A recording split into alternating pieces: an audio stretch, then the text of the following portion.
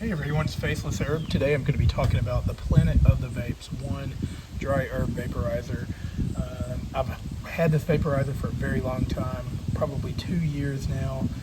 I keep the box just because I'm a pack rat. I actually store it in the box. I have children, so whenever I'm finished with it, I just put it in the box and put it up every time. I've actually ran hundreds of capsules through this. It's used almost daily. It's my daily driver. I feel like I am at liberty to talk about it with great detail and real experience. So I'm going to break down what I feel like or who I feel like this is for, pros, cons, all the details on this device, and then you can decide if it's something you would like to buy or not. So here we go. All right, first let's talk about the design and the size, the form factor of this device. It's a pretty small in the hand. You can see right there. I mean, you can palm it. You could definitely pocket it. The design is super small, super simple, 3-button design with the screen here. Removable mouthpiece. The mouthpiece has the Planet of the One's ecosystem. So what that means is this is the glass one that comes with it, the default one. It's a little dirty. I do need to clean it. We'll talk about cleaning on this device. Pretty simple. But there's all kinds of other attachments you can use here. I do have like a little water bubbler. They do make a water pipe adapter. That way you can put this in your bong or your glass piece or your globe or whatever and go ahead and use it that way too. And it will definitely milk up a glass piece pretty quickly. I do like the small design. Makes it really easy, like I said, to pocket. The charging is not USB-C. I think that, what is that, micro USB, so it is a little older. That's the major downfall that I have with this, other than just, general battery life and charging. That's the two probably complaints overall. The rest of everything overwhelmingly positive. So yeah, the design, as you can see, definitely fits good in the hand, feels very sturdy, very solid. Let's break this device down and I'll show you exactly how to clean it, how to load it, and then we'll spark it up, run a bolt through it, and then I'll let you guys see how that works, and I'll give my final thoughts. So first, let's break it down, have a look at everything, kind of show you what steps you'd have to go through to clean, things of that nature. So let's do that. All right, as you can see, there's all the pieces. With this one being optional, this is a dosing capsule. You can see how many times I've burnt mine. I mean, like I said, these are optional. I think one comes with the device, but they are sold separately. When you buy them separate, they come in a tube. I've lost a couple of mine, warped them, things of that nature over the course of a couple of years. But if you use a dosing capsule, you just put your flower or your herbs in this, put the lid on it, and then you can put this in the chamber and burn it like this. It's a lot easier to clean and keep your device clean. That way you're not putting herbs directly down in your device. So here's the unit itself. You can see there's the heating chamber. And again, look over, and mine's a little dirty right now. It's time to clean it. This is my daily driver, like I said, so I use it a lot. But I do clean it often too. So there's that. This piece right here has the screen in it. Again, very dirty.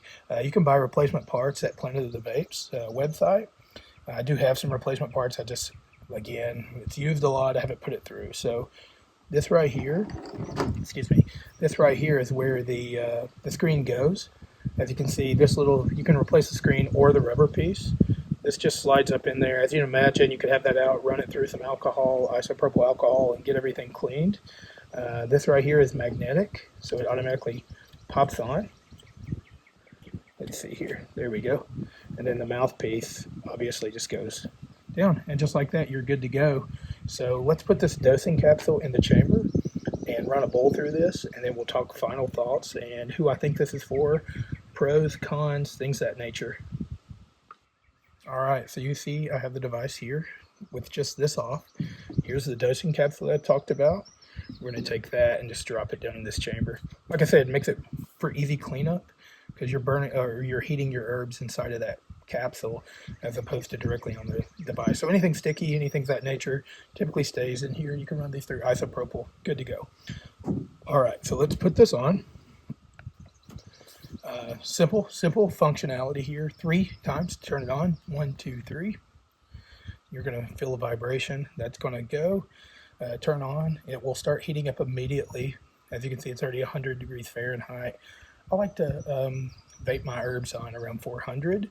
I will run it through a cycle typically, and then we'll turn it on maybe 420, 410, something of that nature, and extract more out. You can mess with these things, get the temperature you want. If you want more terpenes, you'll be a lower temperature. If you want a more heady buzz, you may do a higher temperature like me. I prefer that. Anyway, it's almost heated. With that said, though, even though it's set on 400, once it gets heated, you're going to hear or feel a vibration. There it goes. So 400 it vibrated. I do like to let it heat soak a little bit. That way the pools are, the herbs are already getting nice and warm, and you can get more quality clouds out of it. So this is automatically on session mode. What happens is once you heat it up to your desired temperature and you get that vibration, it gives you 3 minutes to go through the session. Like I said, I usually let it sit 30 or so seconds at this temperature just to let it heat soak.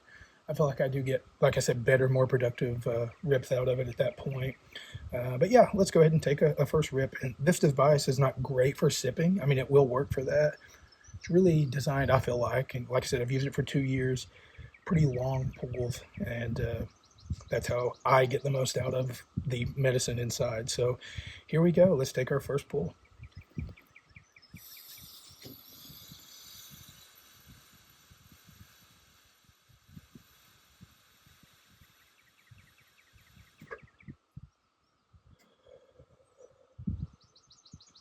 Very nice. The flavor of your herbs. If you've never used a dry herb vaporizer, you're going to be blown away. And not necessarily just this one, but when you start using a dry herb vaporizer, wow. I mean, the flavor of your flower and herbs it's just going to be something that you're not used to if you're just used to combusting. But yeah, this is a great device. Like, as you saw, the cloud production, pretty big. Pretty big. I'm outside, the wind's blowing, so it's harder to see, but let's take another rip here. Cheers.